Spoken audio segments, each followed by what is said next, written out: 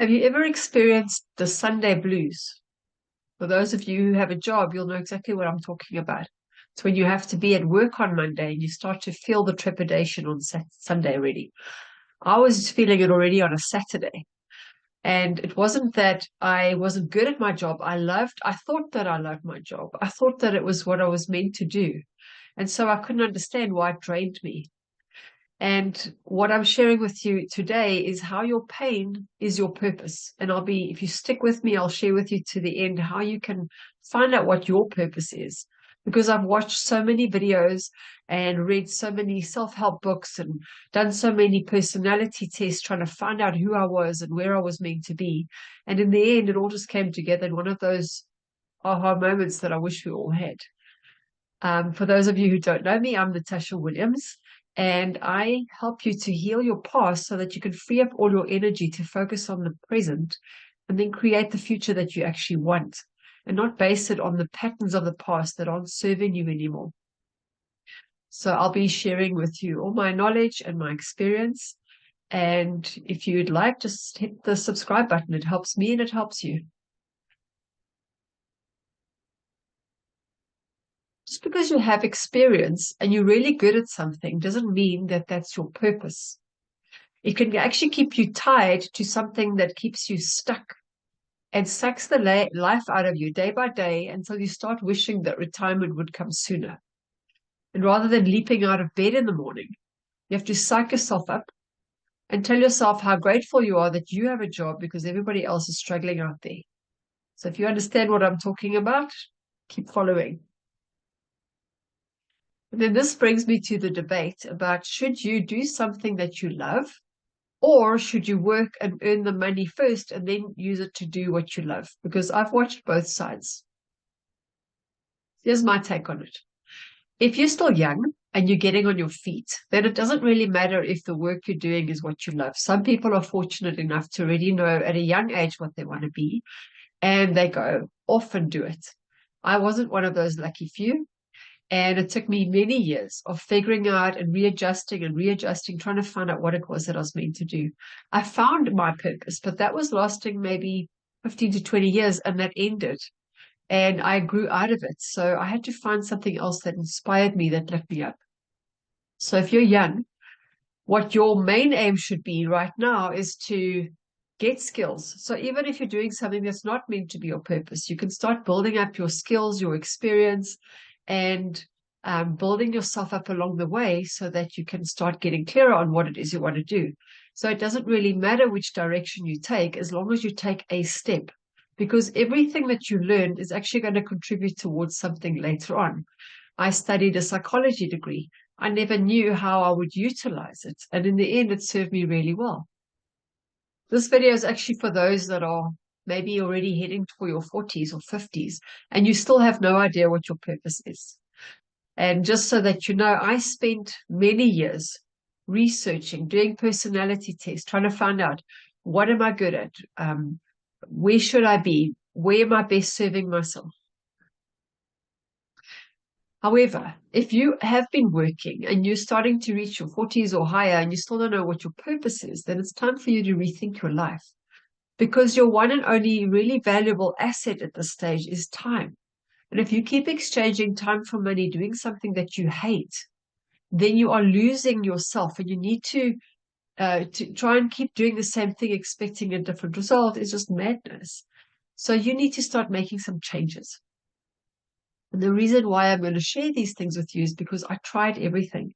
I tried personality tests. I tried studying all sorts of things ranging from Reiki to business development to psychology. And in the end, nobody could tell me what I was meant to do, what I was cut out to do. And if you just follow this one principle that I'm going to share with you in this video, which is your pain, you will get that aha moment and be able to put it together. So what's pain got to do with purpose? If you're going to use your precious time, then you need to find meaning in life. And you need to fill your days with inspiration, with joy, with living, and not with dying. Because so many people, when they get older, their biggest regret was not having done what they wanted to do, was not taking that chance, not taking that leap. And so we get caught up in the comfort of being uncomfortable, because we say to ourselves, it's better the devil we know than the devil we don't. At least I have a paycheck. What if I go out on my own? The problem is you're sacrificing good, great for good. You're actually giving up all on your dreams, thinking that you're never going to attain them because life has knocked you down, because maybe you don't have enough skills or you don't have enough experience, or there's too many people dependent on you and you second guess yourself. But what's underlying all of that is fear. It's fear of maybe thinking that you're not good enough, or maybe you're not going to make it, or there's too much competition in the world, or your family have told you that you need to follow in their footsteps. And that's a huge responsibility where you've given up who you are for the sake of somebody else. So we're going to peel back the layers and find out exactly who you are.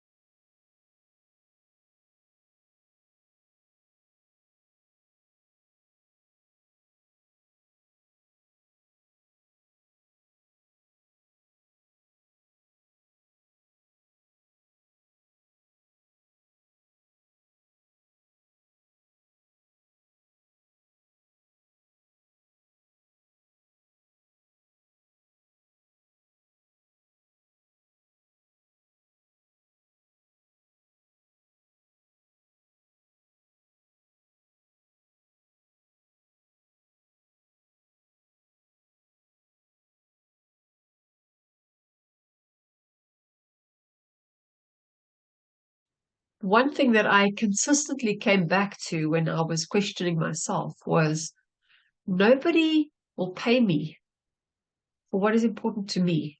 And I would think there's a lot of people out there paying for things that I love. Why would they not pay me? And what was underlying all of that was my sense of worthiness, was will somebody listen to what I have to say? Because there are people out there, but maybe they've written books already, or maybe they know more, or they have better life experience, or they know how to speak better. And so, but at the end of the day, it actually had nothing to do with what was out there. It's what is inside. And until you shift that feeling of deservingness, you won't change your outer circumstance. Whatever happens on the outside starts on the inside first. You first have to have a realization and make a decision and set an intention for what it is that you want to do. But in order to do that, you've got to do some soul searching. You can't rely on skills-based tests because there's two things that keep you stuck. The one is what is called the genius, your genius, and the other is what you're really good at. So what you're good at is the thing normally that you'll end up doing. So if you're good at books, you'll end up being a bookkeeper. If you're good at teaching, then you'll end up teaching. But it might be something you really excel at, but it drains you. It's like having a cup of coffee that is filling you up, but once that coffee is finished, it's finished. Versus having a flask that's just bottomless, where you can just keep filling it up and the coffee stays hot all the time. That is what your genius is. And if your genius is the thing that lights you up, it doesn't matter how many hours you work into the night. It doesn't matter if you're working weekends. It doesn't matter how much you sacrifice for it, because you don't see it as a sacrifice. It's the thing that is part of who you are. It's not separate from you. And when you can find out what that thing is and you can pair it with the thing you're good at, you've got a magic combination. But don't let the thing you're good at be the thing that overrides everything. So back to my story. My self-worth was underlying everything. So it didn't matter how many certifications and skills and experience I accrued. Because if I don't feel that it's worthy and I don't feel like I'm able to put it out into the world, does it matter that I have 3 degrees? Does it matter that I have all these certificates? Because I could just keep proving it to myself over and over again. But you have to link the feeling to the knowing. And you might know something at a conscious level, but if you don't feel it, you're going to be pushing up against that. And the thing is, people pick up on the feeling. And that brings me back to, again, why you want to be working in your zone of genius.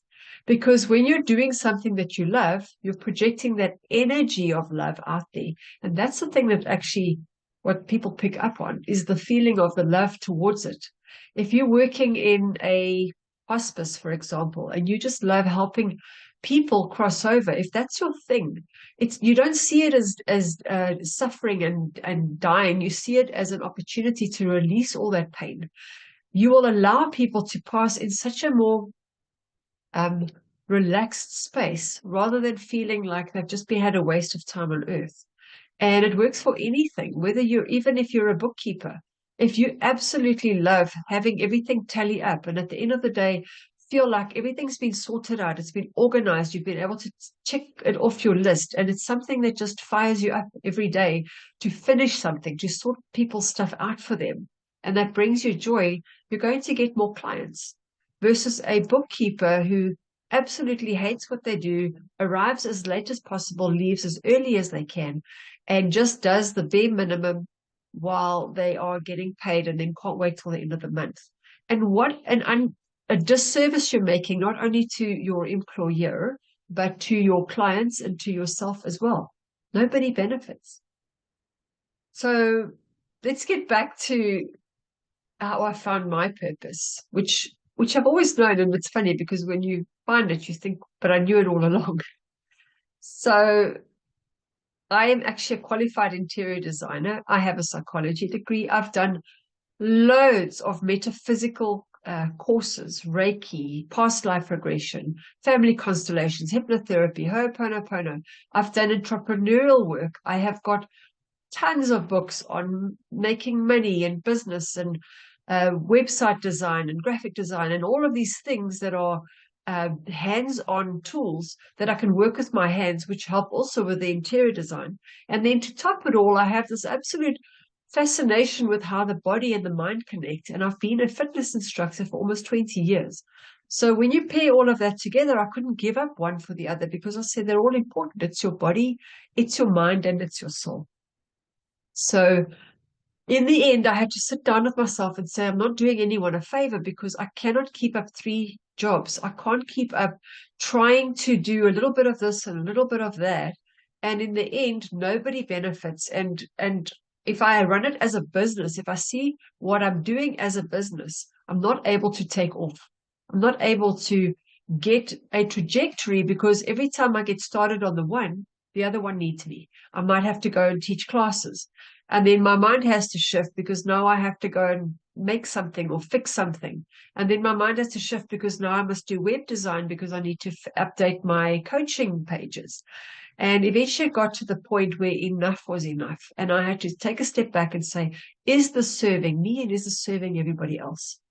And it's only when I made that leap to say, which one is my greatest pain? And my greatest pain brings me back to the self-worth. And the self-worth is if I am not worthy, there are people out there that don't feel worthy. And the reason why I started teaching fitness was to help women specifically because it's pole dancing, is to help them get confidence, is to help them learn to love their bodies again. But it was only fulfilling a certain amount because the people that start coming for classes are only learning how to get fit. They're only learning the same step and they're not progressing because I have constantly new people coming that are trying to learn the basics, going through all the steps again. And I'm not growing as a result. It's something they could watch videos for. But also, we're not helping with the mind, although it does have an indirect effect on the confidence levels. A lot of the ladies were starting to come in and have Instagram videos and talk about how amazing their body looks, and it all became about the external and not the internal of it. And so for me, it was starting to drain me, even though I was really good at it, and I am really good at it. And the interior design, likewise, also doesn't fulfill that worthiness. It doesn't fulfill that deep need for emotional validation, connection, to show people the way. And the only thing that really stimulates me is the thing that I have thousands of books on, which is making your life better, which is how can you connect? How can you become more spiritual? How can you become a better person and upskill yourself, upvalue yourself? And if I don't do it, how am I going to help somebody else to do it? And so in that moment that I had that clarity, I decided I'm closing the studio. I literally had to think about it. It took me one weekend. I thought about it and I said, No more. It's taking up too much of my valuable time and it's draining my resource. And from that day, I haven't looked back. I've been teaching for so many years, but I don't miss it. There are other teachers that are now teaching it, that are loving it, that are paying it forward. People that I've taught that are now teaching their students. And that's how the things grow, because there's a reason and there's a season for some things. But ultimately, the world we're living in currently is one where everybody needs to get out of fear mode, because we're not going to survive if we are stuck, trapped in fear. If we want to get to the next level, if we want to ascend, we need to let go of things that are holding us back. And that includes me letting go of those things that are holding me back. So here's the thing. As soon as I made that decision, everything just started shifting. I sold my studio. I managed to get money in. I managed to let go of all that energy sapping. I sorted out my house. I managed to get rid of so many things that were cluttering up my space that I thought I might need one day, but actually were just holding me energetically. And as soon as I did that, it just freed me up to focus on the one thing that I've been trying to do all along, which is to uplift people, to show them a way. I am a light bearer. I am there to shine the light. You don't have to follow me. You can go another direction, because as far as I'm concerned, all paths lead to Rome.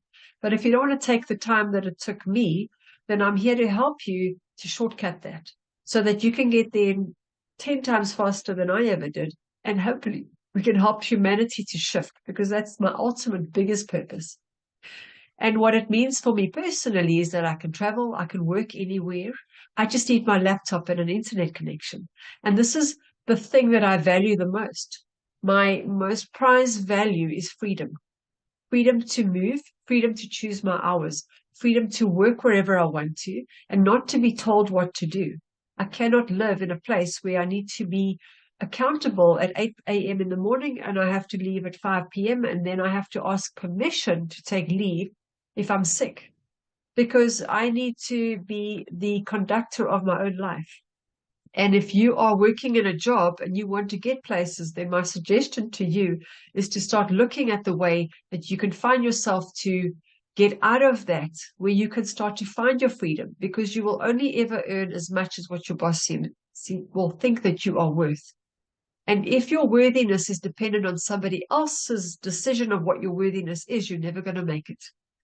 Unless you're adding value to a company where you are a shareholder or a partner or somewhere where you are being acknowledged for what you do and you're quite happy to even do it for free, then I say that's fine, you can stay there.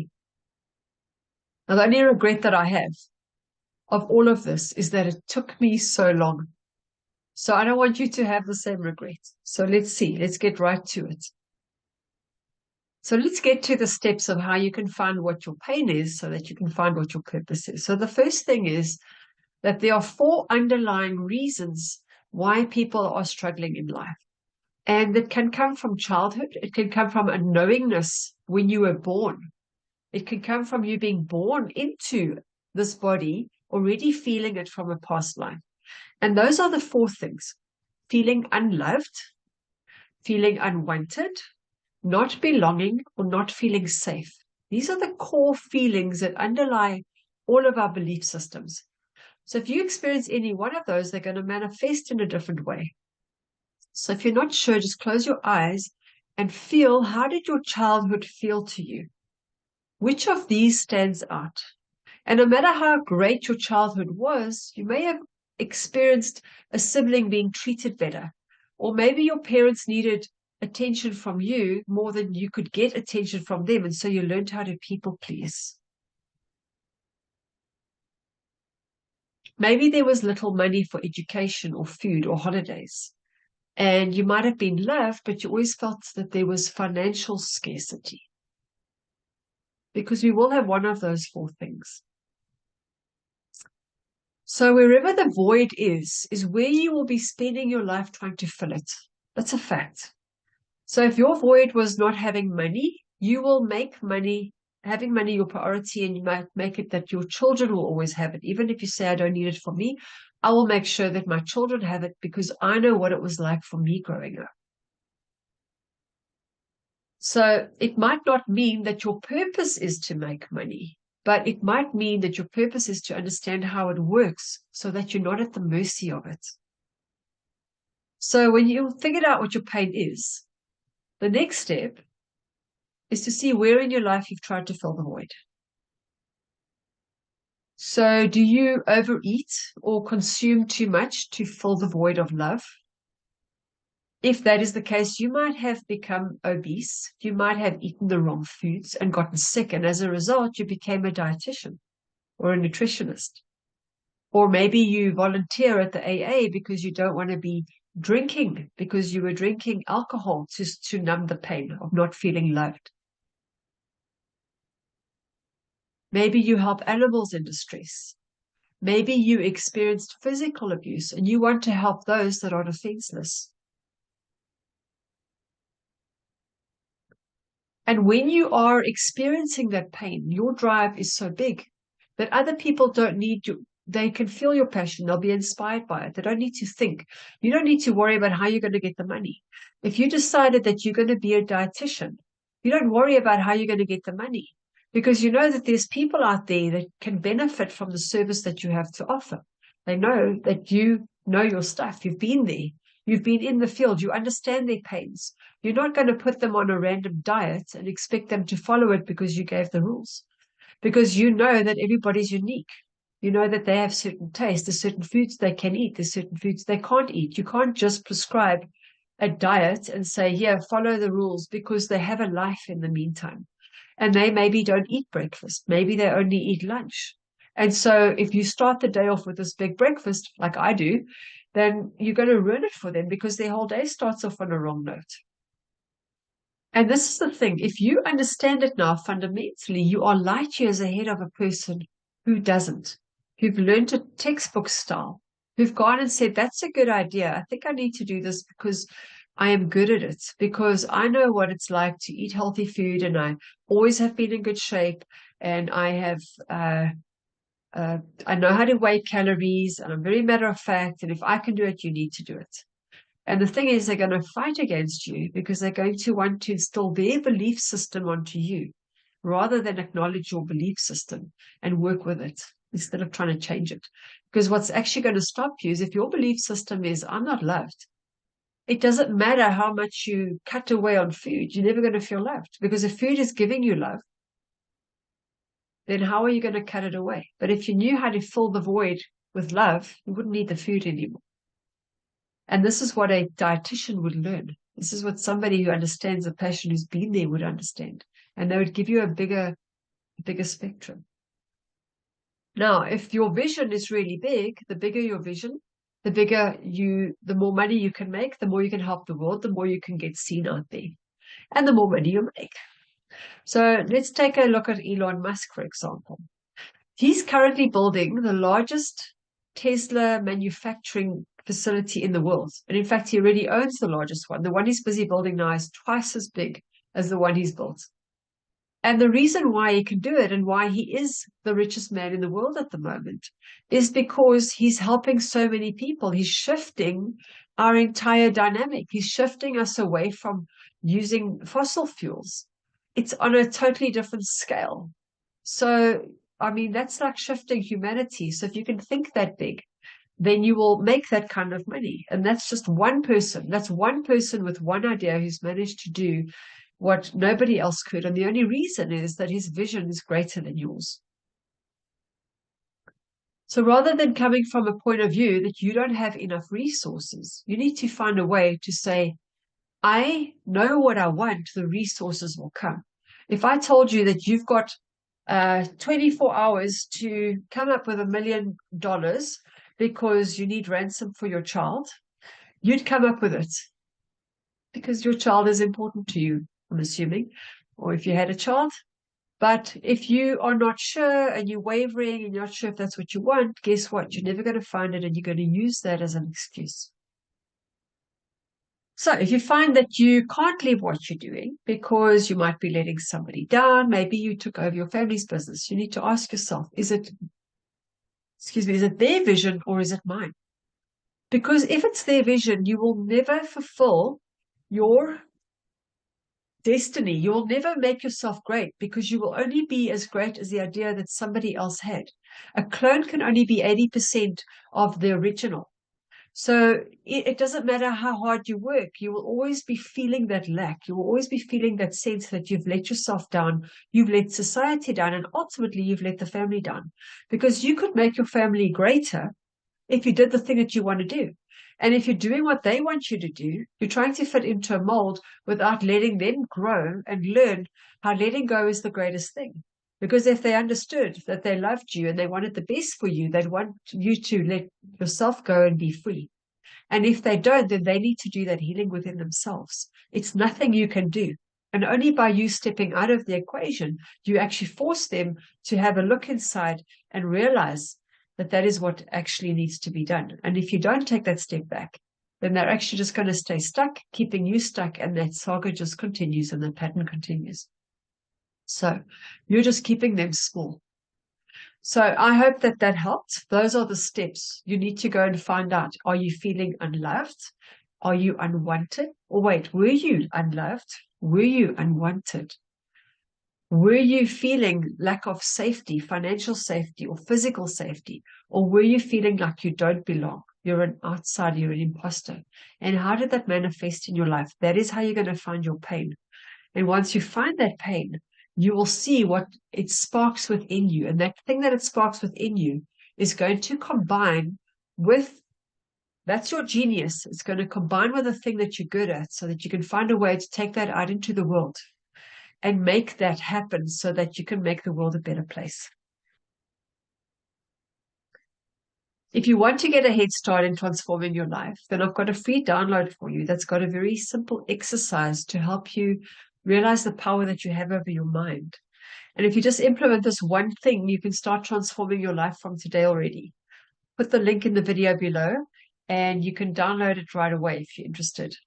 So if you find this content valuable and useful, then please like and follow for more. And I look forward to seeing you on the other side.